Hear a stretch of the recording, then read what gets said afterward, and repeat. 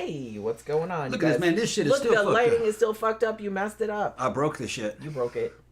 Well, I recorded a video earlier, and I had to go in my video editing program and, like, darken the shit. Because I'm like, what? Put your hand over it. I did that already. Yeah. Didn't do it, huh? It didn't do anything. Well, we look washed out as fuck. That's what I'm saying. So, I'm going to try it again. I'll try it. But it probably won't do anything, though. Yeah, it tried to. It kind of tried, but... It tried to. I'm not going to worry about it. All right. Well, you can see this back here. It's, like, so bright, I'm like... Yeah. Maybe I should fucking just lower the lights. I don't like it. But, how'd that go? Yeah, that's a little bit better. Yeah, I'll just lower the lights one click. Yeah. It probably won't make all that much difference. I mean, that's fine. It's fine. And one more. No, this one. Oh, you're going to do that one too? This one, That was the one that's shining right in my face? That's the one that's shining right in your face. Yeah. Hold on. What the fuck? There you go. Oh. Okay, so that actually, it looks fine with it. Does it look without it? Yeah, probably don't need it. Completely probably don't need it, yeah. So we probably don't need that one. Yeah. We have, like, fucking lights all around this place. Well, hi, everybody. Happy Monday. It's movie time. So, we took the recommendation. Was it Phantom that recommended this? I forgot. Maybe. I think you know it what's was. weird? I had been wanting to see this movie. I thought I already saw this movie. But then when I went in, because it's on Shudder, I looked up and I was like, oh, that's good, so we can watch without commercials or whatever. But, like, I thought that it was a different movie, I think. Because I never saw this. However, the guy that wrote and directed it, I guess you pronounce it Ulli Lommel. He also wrote and directed the movie The Boogeyman, which I did a review of a while back. And that also had Suzanna Love in it, who that was his wife, and she co-wrote this movie as well. I will say, I kind of like The Boogeyman. I have, like, a soft spot for it. That's probably too dark. Think it's too dark? Yeah. You should have left that one the way it was. Well, I'm just trying to do what I'm going to do. Instead of farting around. Yeah, Tom's got to do his thing. Don't question it. He's fucking around. Don't question it. Oh, I can question it. Okay, well, you I'll question it. I'm just going to change the angle on this. Okay. And you made it all warm. I don't like that. I look better with, like, cool light. All right, I'll change it. I'll change it. Cool or white. I don't know. How about that? That's much better. That's much better. All right. I don't like all that pinky orange kind of shit. I was just trying to make adjustments. There's technical difficulties, man. Technical difficulties. Yeah. Yeah. But I'm going to say that I like this movie a lot more. I mean, The Boogeyman was okay. But I like this one a lot more. I think because it has more of a witchcrafty, folk horror-y kind of vibe to it, and I kind of like that better. It's a little bit... I mean, it's clearly very low budget. Donald Pleasence is in this, and man... He classes up the joint. I love Donald Pleasence. You can tell that they probably can only afford him for one day. Yeah. Because all of his scenes are shot in his clinic. Like, he doesn't go outside or walk around or nothing. Yeah. But he does not phone it in. No, he never does. He just, like, he leans into it, and he just does, like, a really good job. Yeah. Is the story... He gets all serious and grave. Yeah, he gets all grave, yeah. Yeah. And he sounds like he actually read the script. I don't know if he actually did or not, but sounds like he read it. Yeah. Yeah. I mean, so yeah, you just have to kind of go with that. But like I said, it's much like The Boogeyman. Like I said, I feel like this one's a lot better than that one. But it still has some of the same... It's a little bit, not incoherent necessarily, but some of its ideas, I feel like they don't explore them as cogently as maybe they might have done. But honestly, I really like the vibe of this movie. Like I said, it has kind of like a folk horror. You know what? I feel like it was supposed to be set in New England, but they shot it in Wisconsin. Yeah. Actually. But it does have like, because I think they were trying to do like a Salem Witch Trials kind of vibe. So they were just saying, oh, it's Devonsville. I think Wisconsin is part of New England. Isn't that one of the New England states? No, I feel like Wisconsin is kind of considered more Midwest. More Midwest, yeah. Yeah, okay, that's more Midwest. So. That's not New England. Yeah. But yeah, I think they were trying to go for a New England vibe, but they actually did shoot it in Wisconsin. And it was funny because I was watching the credits, and one of the associate producers on it was Bill Rebane, and I said, Giant Spider Invasion, Bill Rebane? It must be the same guy, because he's also from Wisconsin. Yeah. Giant Spider Invasion is a terrible movie, but it made the shit out of me. It made a great MST episode. Scared the shit out of me as a kid. Ones. Yeah, especially when that spider put that man in his butt. It's so ridiculous. Yeah, the spider put that man up his butt. That is one of my favorite. That is one of my favorite. Whoa! Because I just love like how matter of factly like Tom Servo was like, does it matter that this spider ate him with his butt? Yeah. Because he did like just shove the guy up his butt. It was pretty awesome. But but yeah. Anyway, this is a much better movie than the fucking giant spider invasion. The movie tried to give folk horror. And it also tried to entertain teenage boys. It started off a damn... Lots of boobies. Boobs and sadomasochistic witch trials. And they're cooking women, beautiful women alive. And they break one chick on the wheel. And the effects, it's all practical effects. And it was great, man. They tied her to a wheel and had fire on one side. And she was tied fucking backwards on the other, stretched around, her back had to have been like fucking hyperextended to get around that wheel. They lashed her to it and rolled her down the hill. Yeah. And it really happened. It's just that it was a dummy. Yeah. But at first they had her on it. And then they quit. They take her off, put the dummy on, and fucking edit that out. And then they just fucking roll her downhill. And it was a good effect. It rolled a long way. Because you're like... Right over her body. That would And then when it stopped and landed, the fire started to consume her. Yeah. It was good. It was a good effect. I did actually really like the special effects in this. Like I said, you can tell it's low budget, but the effects in this are like way better. This was '83, right? Yeah. They're like way better than they had any right to be for like a movie. But of this they're making budget. sure they show boobs. And there's legs lots of boobs. There's and lots all of that. boobs. Yeah, and because they're trying to keep the younger male audience fucking entertained to keep them on. But the story's actually pretty decent, and Donald Pleasence is fucking his acting's good in it. It was for a low budget movie. I enjoyed it. It was pretty good. It seemed legit. Yeah, I mean, I actually really like this like a lot better than I was expecting to. Better than Giant Spider Invasion. Well, most movies are better than Giant Spider Invasion. Although I will say that it had its moments though. It's entertaining just because of how terrible it is. Yeah. Because it's completely ridiculous. But I like the old redneck dude in Giant Spider Invasion. That was what was it? He was with his back brace. Yeah, with his back brace on. He's got his back brace. He's got his wife. He's got his wife with him. What is he's making moves on his wife's friend, or is that her cousin? her younger sister. Her younger sister. That's what it was. Like her teenage sister. Yeah. And he was also fucking the town. Hooker. The town hoe. Yeah. That's right. Or she was a barmaid or something. Yeah. But the redneck. She's a German. Yeah, but the country girls were wearing fucking Daisy Dukes and shit, cutoffs. Yeah, it's crazy. Yeah, it was fun. But yeah, so that was the only good part of that movie, really. Yeah. Other than the spider. Spider putting somebody up his butt. Putting somebody up his butt. But well, the spider also ran down the middle of town, and you could definitely tell that it was a damn Volkswagen Bug with a big Volkswagen Beetle with a fucking big old fake spider on the top of it. Fur glued to the top.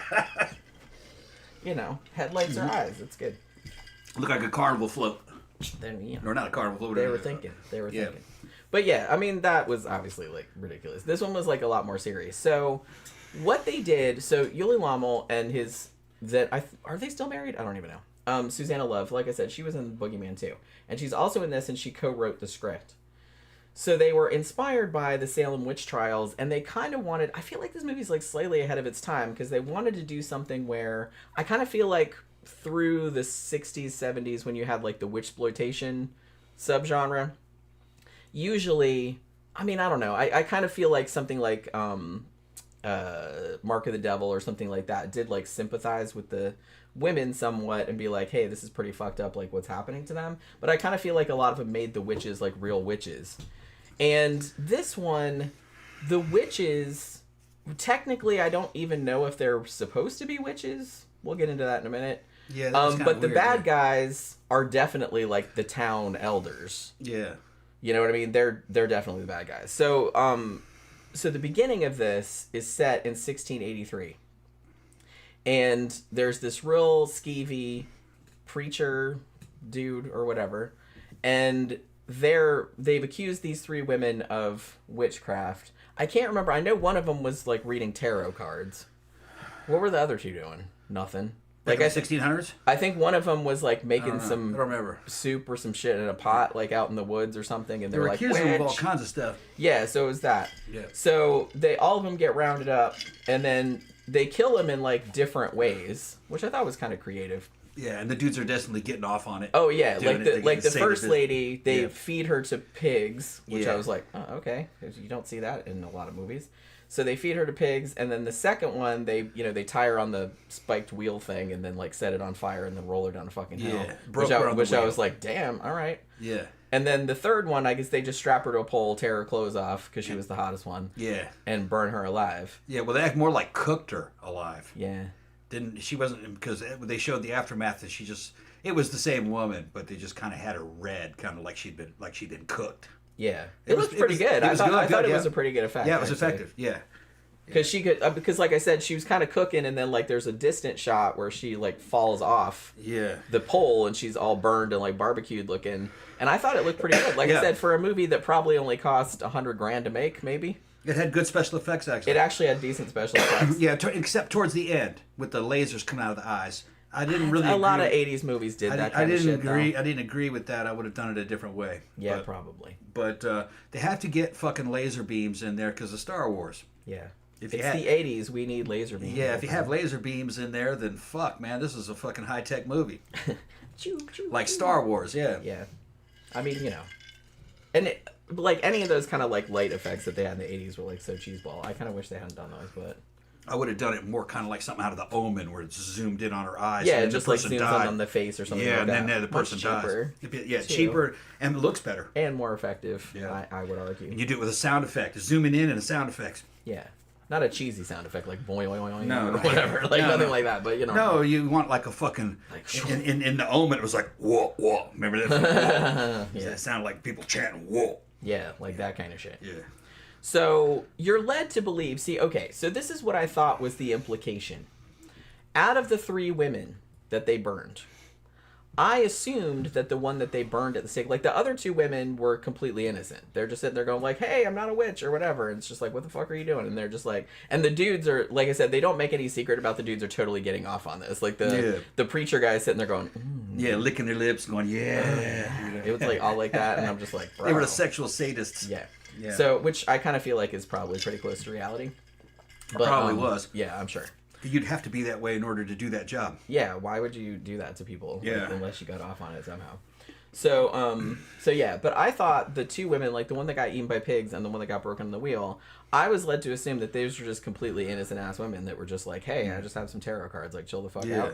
out. Now the third one that got burned, because after she got burned, there was like some magical thing where her red face got like really big and there was lightning and all this other kind of stuff. So I'm assuming that she actually kind of was a witch or was like magical somehow, way I took but it. not a bad guy. Yeah, well, like a white witch. Yeah, so she was like kind Lightning of bolt came down, struck her, and her body vanished. yeah, All right, and then she ended up in the spirit world. They showed her eyes go up. like in the sky In or the whatever. sky, And then right. like all the townsfolk were like, "Oh shit, we done fucked Yeah, up now." yeah. It's like that kind of thing. So most of them were innocent, but one of them was a witch. And you see her later. That's what the But a movie's about. kick-ass one, because I kind of feel like Yeah. she's like, "Oh, you guys are gonna fucking regret this." Yeah. So it was kind of like a thing where she doesn't say this, but I'm assuming that she like cursed the town, right? Yeah. So I think she's kind of like a revenant, kind of Yeah. like from High Plains Drifter, where fucking Clint Eastwood is just a reincarnation of the town sheriff that the cowardly town let him get whipped to death in the street. He comes back. yeah, He's now a- that you mention it, Yeah, she looks different, but she's still that same. but she's chick. still that same. Yeah, yeah, It's yeah. kind of like the Crow, Yeah. I think the Crow he looked the same. I think, but Yeah. But yeah, So like you said, in High she's Plains like a Drifter, revenant, and I think the other he girls looked were supposed to be revenants of some of those other innocent people. See, I think. But you know what? I think I kind of like that they left that ambiguous. Okay, Yeah. so what happens? It's like after this, cold open with these 3 witches, quote unquote, like getting fucked up by these dumbass like townspeople in Devonsville, and then we jump ahead to the present day, which was 1983. So it was 300 years prior. And this town is still just as fucking backwards as it was back then, clearly. And, everyone there pretty much sucks. They don't like women. They don't like women at all. Yeah, they're misogynistic and Those shit. those uppity They just tell women to shut up. women. Yeah, yeah. Shut up, Myrtle. Shut up, Myrtle. Yeah, and she, huh? Yeah. That's like the dude Yeah. just told his wife to shut up every fucking time. Well, she got her revenge at the Yeah, end. I was yeah, like, yeah, yeah, go fucking Myrtle, yeah. Yeah. But it was pretty Now awesome. look, the story of the movie is a mechanism to have witch trials and basically kind of like have witch trials in modern times. Yeah. Kind of like that. But then like the people doing the trials get fucked over. Yeah. That this witch kills them and shit. But it's a good premise. Yeah. Good premise. I thought it was a good story. Yeah. Like I said, I don't know if they like explained it as well as they maybe could have, but and it was probably I think enough of it was there that you could like pick up on it. Because what happens, they mostly focus on this one character played by Suzanna Love, whose name is Jenny, and she comes into the town like on the Greyhound or whatever, and she's been hired as the new school teacher. I don't think they ever say like where she came from. Like I guess from the maybe they do. Like didn't she say she was from Princeton, New Jersey? Yeah. Yeah. Princeton, but New the way Jersey, they that's introduce her, she's kind of airy and doesn't really want to answer. I was under the impression that she actually was just lying that she came from there. I think she came from heaven as a revenue. Maybe. That's what I think. Or maybe she didn't know where she came from. Because I kind of want to get into that too. And like I said, this is an old movie, so we're gonna spoil it. So don't like. Don't get too butthurt about it. Like I said, this is from '83. So she's the one that they mainly focus on. But then it turns out that these two other women came to town around the same time. But you don't really focus on them, and they kind of like forget about them for large stretches of the movie. But there is one woman named Monica, and she's like a radio DJ. Kind of like Adrienne Barbeau in The Fog. Yeah. But she's taking advice, like women call with their man problems, and she like gives them advice about it. So of course the townsfolk don't like that. And then the other girl, whose name is Chris, she's like an environmental scientist, and she's coming there like testing their water because she thinks like the companies they're like dumping pollutants into it, and they're just like, we can dump pollutants into water all we want to. We're fine. We like pollution. Yeah. I had 3 heads. I grew up just fine. Yeah. But yeah, it's like that kind of shit. Yeah. But so it's like that. They don't really focus on those two girls that much. So the townsfolk, who are all dumbasses, except 1 or 2 of them are okay.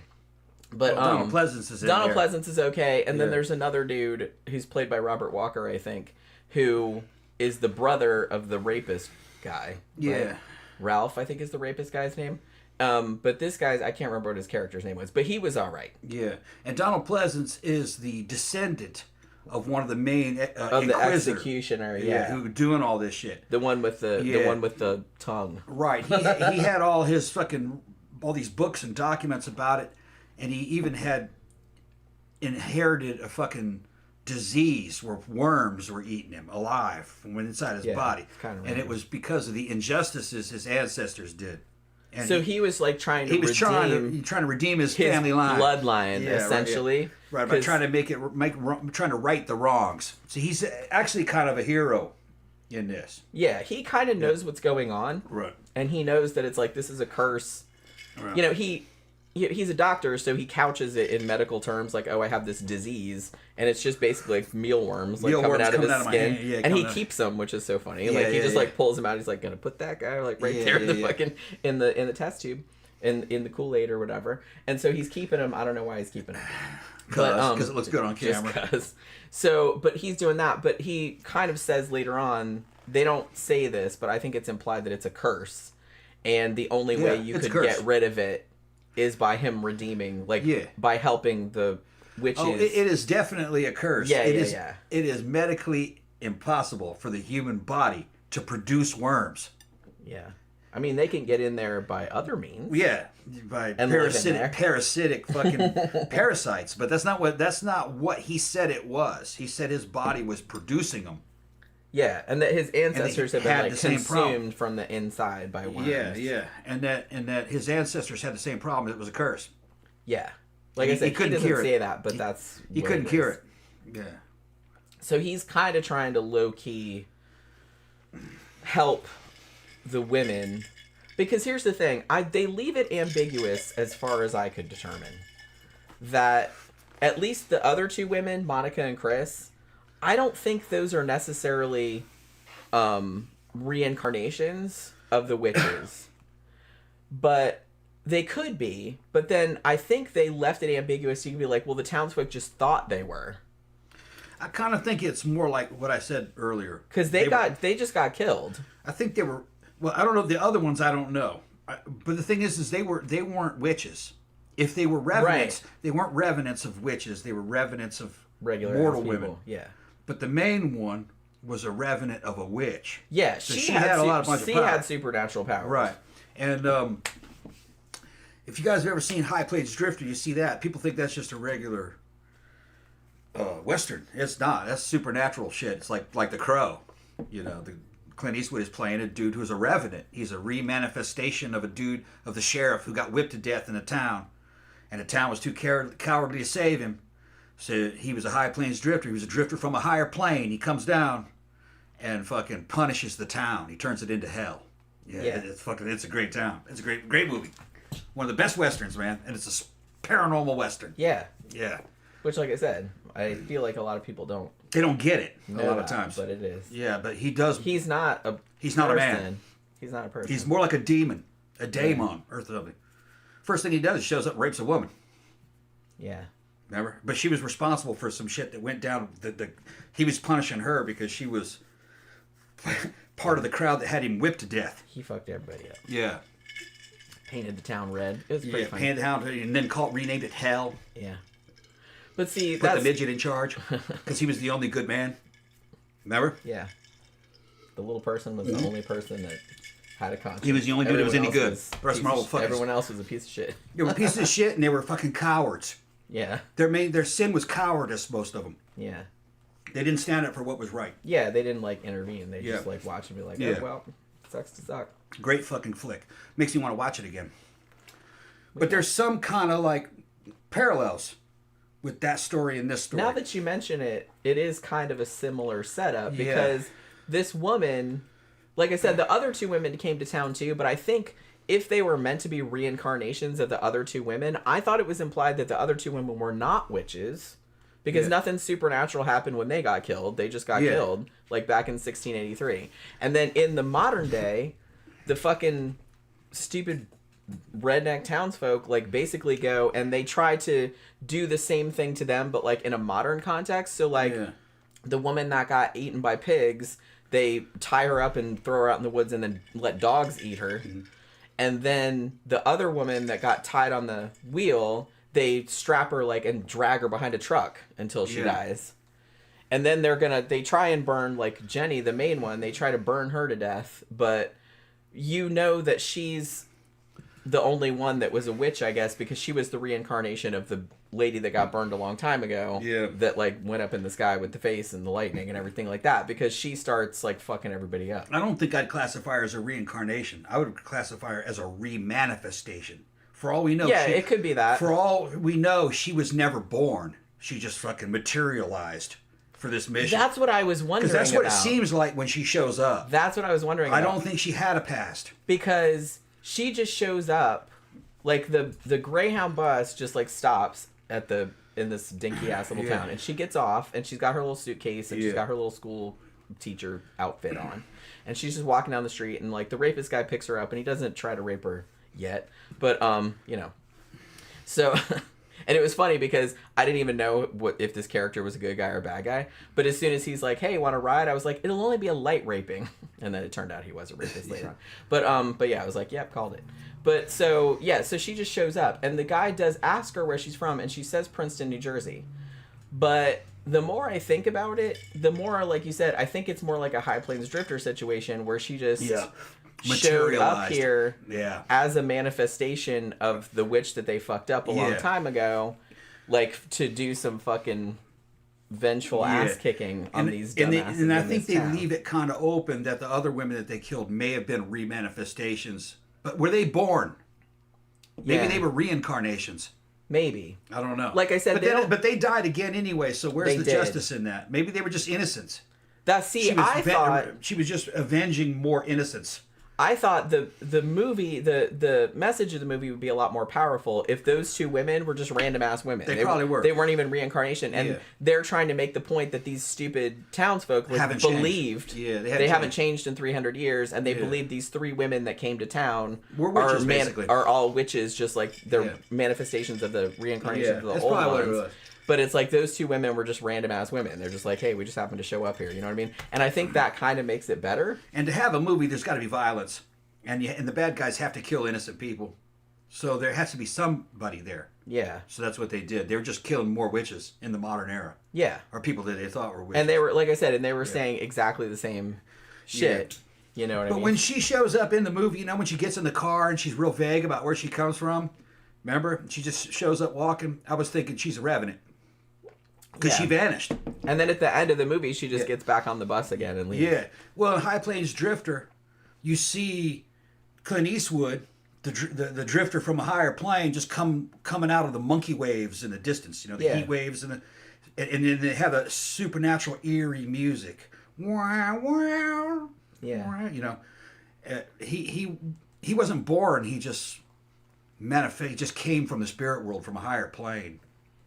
And then when the movie was over, he walks away in the distance in the monkey waves, and he gets smaller and smaller and smaller, and the camera pans into a grave of the fucking sheriff. Yeah. And it looks like it's an optical effect, looking like that the High Plains Drifter walked into the headstone. Yeah. He went back to his grave. Which so it was, and there was no special. She didn't see where it was going. Yeah. That's what they meant. Yeah, and it's like... And no special effects, just camera angles. It was fucking highly effective if you're observant and paying attention to what the filmmakers are doing. They had him walk back into his own grave. Yeah. Through the distance. Because here's the thing. Like in this one, like I said, I kind of am on the bus of the two other women were just completely innocent women. I don't think they were reincarnations of the witches or anything like that. Because those two women were not witches. They were no supernatural. Must have been. But the thing about it was that Jenny, even though she's a manifestation of, the woman that got burned at the stake and obviously had supernatural powers, I'm not sure because at first she just seemed regular. Like she didn't seem aware of it. You didn't really know that there was anything going on with her until, there were hints of it, but like you don't really know until Donald Pleasence like hypnotizes her. She comes to him because she's having nightmares and insomnia and stuff like that. And he hypnotizes her, and she doesn't say she's a witch. She says she's a messenger from the unknown. Yeah. So she basically has come there for vengeance purposes. Is she consciously aware of it? I don't know. But I just thought that was kind of an interesting, because here's the thing. Remember the dude, the nerdy dude that's like trying to hit on her that smothered his wife to death and got away with it? I think that dude was in Office Space, now that I'm thinking about it. I can't remember the actor's name, but I'm pretty sure he was in Office Space. But he smothers his wife at the beginning, and then he starts, like, macking on Jenny, and she's just like, no, because he's gross and creepy. But he has a nightmare. I don't know if you saw this, because I think you dozed off for a second. He has a nightmare that Jenny knows that he killed his wife, and then she drowns him, like, in a bog. And then he wakes up like he's all like he can't breathe. I saw the part where she looked at him and she knew that he killed his wife. Yeah, that was earlier. That was earlier. Okay. So they kind of imply. I actually fell asleep by accident for a few minutes, and then I fucking. Yeah. So they kind of imply that she's having like some kind of psychic visions or something. But like I said, I think they also imply that she's not aware, consciously, of because when she's at the house, or the dude comes to her house because he's a fucking creeper. And he's like, oh, I got that special city tea you ordered, you know what I mean? And he shows up at the house, and she's too polite to, like, turn him away. And it's so cringy. He's, like, in there playing his violin, and I'm just like, oh, Jesus Christ, please shoot me. And so, you know what I mean? So it'd be that kind of situation, but she's too nice to, like, tell him to piss off. And then she starts, while she's looking at him playing the violin, she starts having flashes of him smothering his wife to death. Because his wife had pneumonia or something like that. And he was, like, tired of dealing with her being sick, and so one day he was just like boop, and he just killed her, and he got away with it. Now see, Donald Pleasence knew that he killed his wife, but he let him get away with it. Let him get away with it, yeah. Like he he signed the death certificate. I kind of thought that Donald Pleasence was like, okay, well, I signed the death certificate saying it was an accident. Yeah, you give me a couple but grand. I fucking know. Yeah. You know? But he never, like, took advantage of that. Yeah. So I thought that was kind of an interesting angle that they didn't really explore. Let him get away with it, yeah. He let him get away with murdering his wife. But the thing about it was, like, the dude was, like, not even secretive about, like, he just told all his friends and everything, yeah, when I killed my wife, and they're like, wait, what? Yeah. Somebody, who is it that was just saying, brought up, Mango Badger says that, yeah, Pale Rider ended the same way. I want to see that one again, too. I saw it a couple years back because I own both of them on Blu-ray. And I hadn't noticed that earlier. But when I watched it recently, I was like, yeah, they're insinuating this guy is one of the 4 horsemen of the apocalypse. Or some kind of an avenging angel. So I want to see it again. Well, I mean, Pale Rider, that should clue you in right there. Yeah, right, yeah.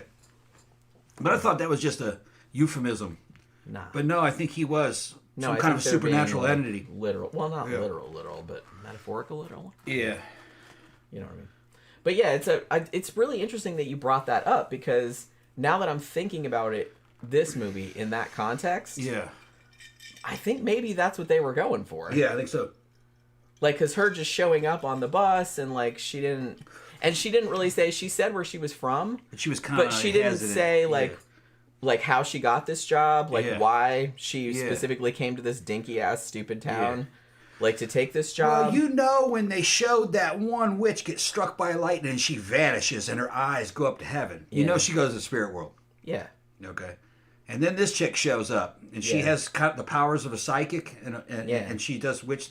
It's the same person. She's a revenant. Yeah. She's a remanifestation. But like I said, I don't think she was consciously aware of it until later. Yeah, probably not. Probably right. Because she seemed surprised when she started having the psychic visions of the doofy nerdy guy that killed his wife, like visions of him killing his wife, and she was like, what the fuck, you know what I mean? Well, maybe she got stronger the longer she was here. That's kind of what I'm thinking. And she got more manifest. Yeah. You know what I'm talking about?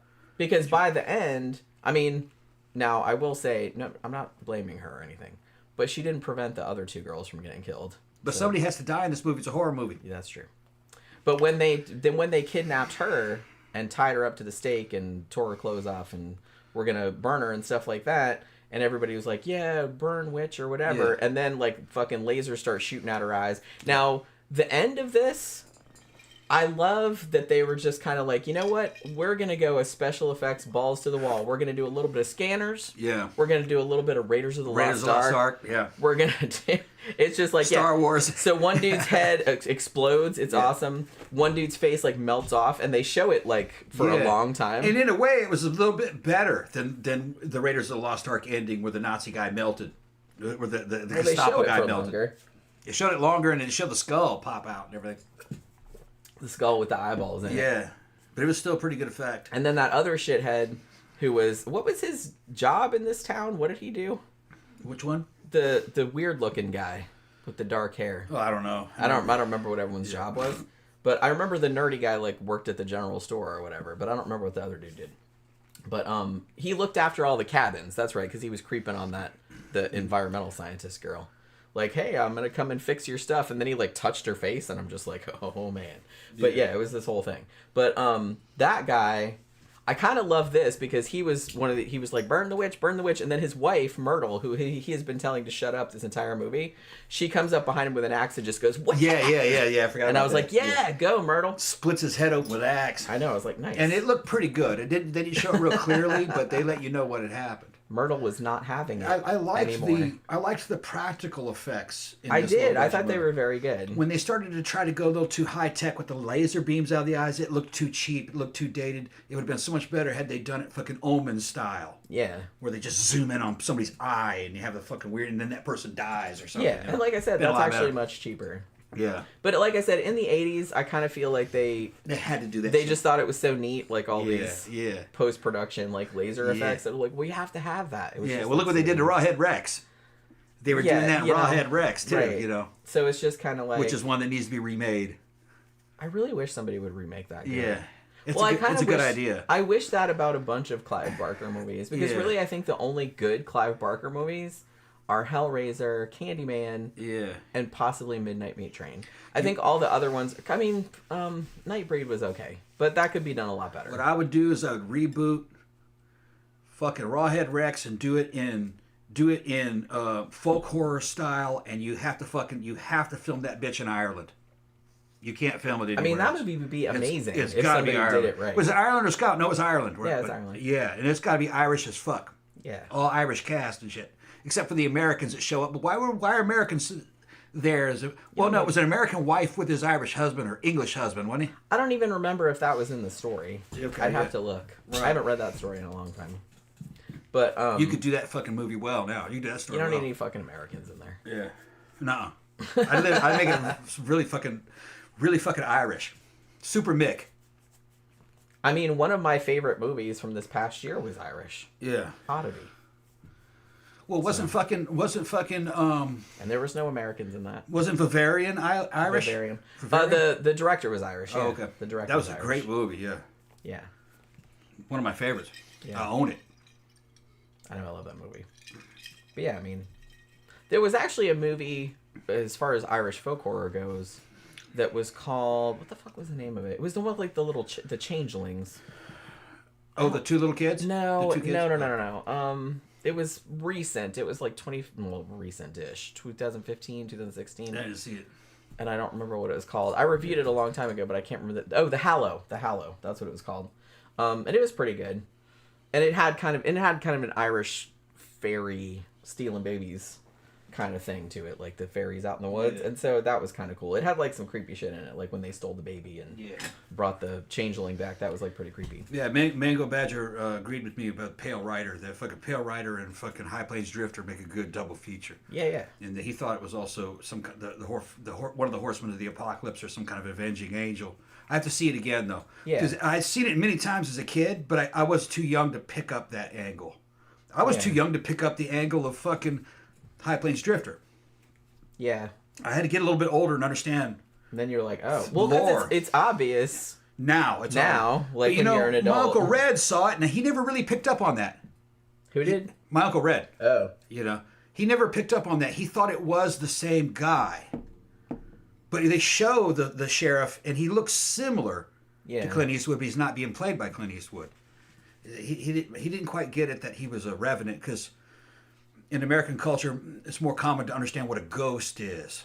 Yeah, because Revenant is something it's not a ghost. different. Yeah. It's not exactly a ghost, and it's not exactly a zombie. And it's not a reincarnation. Yeah, it's kind of like in between those two things. Yeah. And you don't really see that in a lot of movies, No. I feel like. Maybe that's kind of why. It's an avenging spiritual force. You killed somebody, Yeah. and he comes back in a slightly different form to get vengeance on you. Yeah, but it's still like a person. It's like a person, yeah. Kind of, but they're sort of Yeah, supernatural. but they're not born. Right. They don't have their own lives. They just materialize out of the fucking ether. Yeah. And they're ready to go. So I kind of like that you brought that up in the context I think of that's this what movie, they were because saying. I kind of feel like maybe that was what they were getting at. That's how I interpreted it. I mean, because it's the same thing. Yeah, I was kind of feeling that too, especially like when she got on the bus at the end. I'm just like, is she just going back into? Because I just thought she was. Pale Rider materializes out of the damn monkey waves of the fucking desert, a drifter from a higher plane. He comes back, all right, and fucking punishes the town for their fucking cowardice, all right, because they didn't fucking stand up for justice, and they allowed the sheriff to fucking just be whipped to death in the street like a dog. Yeah. Okay. And it's a revenant of the fucking sheriff. It's like an avenging force. It's kind of taken a similar face and everything, but not exactly. Yeah, he doesn't look exactly like Doesn't the look guy exactly that got like him. killed. He looks more like an idealized version of him. Yeah. Clint Eastwood's playing him. This seems to be the same thing. It's a woman got killed by a town, and she was a witch. She comes back in a different form physically, but it's a revenant of an avenging force of that witch to come back and punish this town for its evil. Because she wasn't a bad witch, she was a white witch. Yeah. And she doesn't punish everybody, just the people just the that, guilty. Yeah, she doesn't punish Donald Pleasence because he's a good guy. Even though like his ancestor was the executioner, he was trying to redeem his bloodline. He didn't like that, so he was helping her. It's still the same story. It's a fucking revenant come to punish a town. And she didn't punish that other guy that was the brother of the rapist dude because he was a good guy and he said, "I love witches." You know what I mean? Remember how that's how he said that? But yeah, so he was all right. But it was the same thing in High Plains Drifter. Yeah. He didn't punish everybody. Yeah. You know, the only brave man there in the town was the dwarf. Yeah. And he made him mayor. Yeah. And he was the one that erected the monument to the dead sheriff at the end that fucking the drifter goes into. Yeah. Because he finally laid him to rest and gave him a grave. And there was a couple of other ones that weren't really punished. But I can't remember. I had to see it again. Yeah, so I kind of feel like this was a similar thing. Like, she didn't just fuck everyone up. Yeah. She let Myrtle, like, axe her stupid husband to death, which is nice. And then she blew up heads, and I really did like that head. I wasn't expecting the head explosion. Yeah, it was good. Because she's tied to the thing, they're burning her, and then all of a sudden she looks, like, super intense, and then the lasers come out her eyes, and the dude's head just does the scanners. Yeah. And I was like, fantastic. I wasn't expecting it. Well, because, like I said, this had been... It's not gory, like, up until that point. There's some violence, there's some blood, there's a lot of nudity. But it didn't go like balls to the wall until the end, when everyone's heads started blowing up and faces started melting off. And Mago says he's never seen this, but now he's going to see it now. Okay, don't set the bar as High Plains Drifter. Yeah, it's not. I'm just saying it's not on that level. It's a decent low budget movie though. Yeah, that has some good ideas. You can tell it's very low budget. Yeah. It's a little bit scattershot. I kind of feel like... It needed to be cleaned up to edit. Yeah. That's the only thing. I just kind of feel like they should have maybe, I don't know, just like focused more on... I didn't love that the two other women that came to town, it was just kind of like they were there and then there were a couple scenes with them like, who's this chick? And then, like, later on, oh, these new women that came to town, I don't like what she's doing, and blah, blah, blah. You know what I mean? And it's just like, wait, where did she come from? Like, nobody said... Because, really, they just concentrated on the main one. They concentrated on Jenny. They showed her showing up, and most of the scenes were about her, which, like I said, you know, she was married to the director. She co-wrote the movie, you know, so there's that. But it's just kind of like... I kind of wish they had done a little bit more with the other two characters. I think they were just kind of there as... fodder, like, to get killed at the end. Well, you have to show the audience how bad the town is. Yeah, so they totally did kill those two girls, right. like in the same way that they killed the witches like 300 years ago. They got to show that the town hadn't changed. Yeah, at all. They just still like were super. They just hated women, and they hated the reason they were misogynistic and shit. The reason that they hated Jenny was because she was, you know, teaching the kids or whatever. And someone asked, like one of the troublemaker kids, asked her about God, if God was a man or a woman. And she said, well, most people think he's a man now, but like back in the old days, you know, there are some religions like that thought God was a woman. She's talking about Tiamat. Yeah, she's talking about Tiamat. And so like everybody in the town was like, she said God is a woman. We need to do something about, you know what I mean? They're like that kind of people.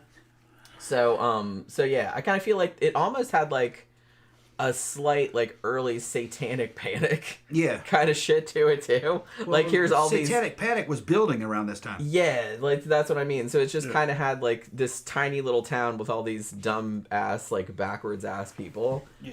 You know, it was the kind of town where all of the grades were still in the same schoolhouse. Yeah. Which is like that's like Little House on the Prairie shit. I don't even know of anywhere that did that like in the 80s. Maybe there were some places like that. No, it's for the movie. Yeah. They just have to have a town that hadn't changed. Yeah. So they kind of invented one. But the setting looks good. Like I said, don't set the bar too high. All right. This is not High Plains Drifter. Okay. But you have to consider that this is the same place and time and the same scene that Giant Spider Invasion came out of. This is much better than Giant Spider Invasion came out much earlier. That came out in the 70s. Yeah. But I mean, I would argue that that's still a pretty entertaining movie, but it's entertaining because it's bad. Awful. Yeah, it's awful. It's awful. It's awful. It knows it's awful. But it's so ridiculous. Yeah, it knows it's ridiculous. The hilarious thing about it is that, you know, the dude in Bill Rebane that's in Giant Spider Invasion, the disgusting dude with the... Alan Hale was in that. Yeah. The captain. And all he did the whole Gilligan's time, Island. he had a captain's hat on, and he made, like, McGilligan's references. Yeah. He called somebody little buddy. Little and buddy. I'm just like, it was like awful. I was like, that secondhand embarrassment that you get. I was like, oh my God. Well, they paid him. I mean, yeah. The MST episode of it is fucking gold. Yeah. Though. I mean, they had so much material to work with. Yeah. Everyone was so... And a couple of them, the MST guys, are from Wisconsin. Yeah. So it's like, so they're kind of picking on shit that they know about. Most of them are from the Midwest. I think the only one that's from... Bill Corbett, who did Crow in later years, he was from Brooklyn. But all the other ones are from the Midwest. They're from Minnesota, Wisconsin, stuff like that. So anytime they can go all in, like on the Midwestern jokes, it's like fucking gold, because they're picking on shit they know. You know what I mean? So they had a fucking field day with that movie. There's just so much to pick on. But I love that Bill Urbane was like the fucking associate producer on this. So like I said, I guess it was like a whole scene in Wisconsin, because Bill Urbane, I didn't know this until later.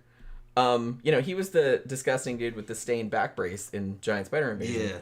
He was one of the Hollywood's preeminent dialogue coaches. Yeah, he was real educated. Yeah, like he was on the Johnny Carson show and like all kind of shit. It was crazy. Yeah. So I'm like, you wouldn't know that like watching that movie, because he just looks like a dumb hick. Yeah, and he's real. He could do fucking all kinds of different accents and everything. He could do them perfectly. But they hired him in Giant Spider Invasion just to be a fucking redneck oaf, fucking hillbilly. Yeah, just to be a hillbilly. Who was like after his teenage sister-in-law. Yeah. He was just like the grossest possible human. It's like a Midwest hillbilly. You know what I mean? Yeah. Like he's just like talking shit about his wife all the time. Yeah, it was super white trash. Yeah, it was like super white trash. It was just, oh my God. It was just, but like I said, if you're going to watch it, watch the MST version of it. It's much funnier. Yeah. Better. Yeah. I think they took some nudity out, but... Yeah, it's like if you're going to see Birdemic, you see the fucking riff track. Yeah, don't just sit through that. Don't sit through Cold. Birdemic. Yeah. I mean, I wouldn't recommend that. Or any of the fucking dudes... The God Man series, when he's always doing... What's that? Neil Breen. Neil Breen. Don't ever sit through a Neil Breen movie without fucking riff tracks. Or without being really drunk. Yeah.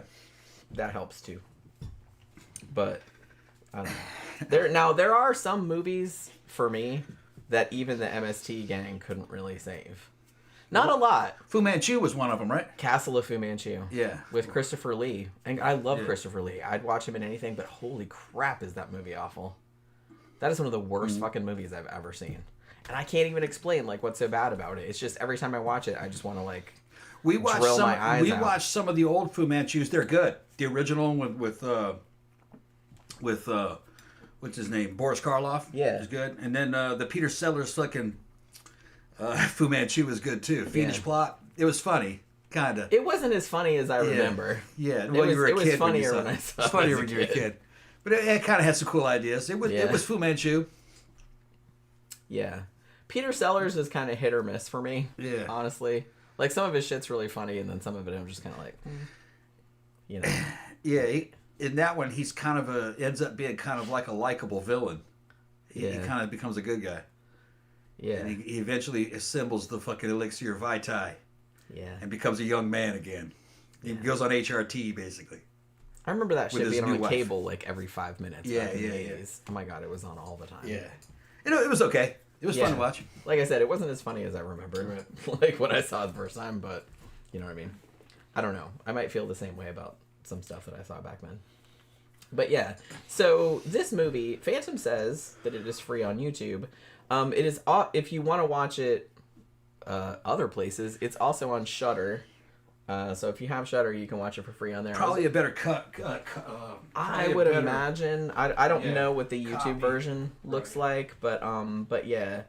So yeah, I honestly, like I said, I've seen his other movie, like, which is probably better known than this, The Boogeyman, and I did a review of that like a while back, and I liked it, but it had kind of the same kind of vibe as this one in the sense that it seems a little disjointed.